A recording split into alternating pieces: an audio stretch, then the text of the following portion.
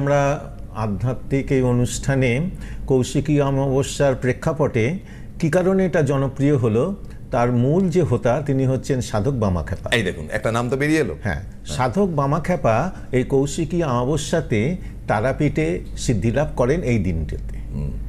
তার গুরু সন্নিধানে তপস্যা করতে করতে তিনি সিদ্ধিলাভের যে দিনকে হলো সেই দিনটা ছিল কৌশিকী অমাবস্যা। সেই হেতু এই সিদ্ধি লাভের হেতু কৌশিকী অমাবস্যা তারাপীঠ কিন্তু এক বিশেষভাবে কিন্তু তাতে শক্তি সঞ্চার হয়।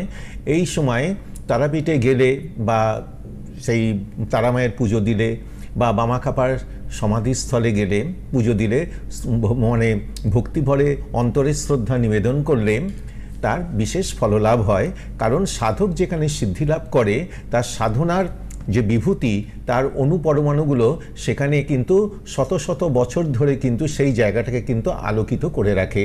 সুতরাং এই যে অরা AURA এই যে তপস্যার যে বিভূতি সেখানে বিরাজ করছে, তার যে অনুপরমাণুগুলো বিরাজ করছে, এই মাহেন্দ্রক্ষণে সেখানে শুধু সশরীরে আবির্ভাব করলেই নিজেরা গেলেই কিন্তু তার দ্বারা কিন্তু ইলেকট্রিফাইড চার্জ হতে থাকে।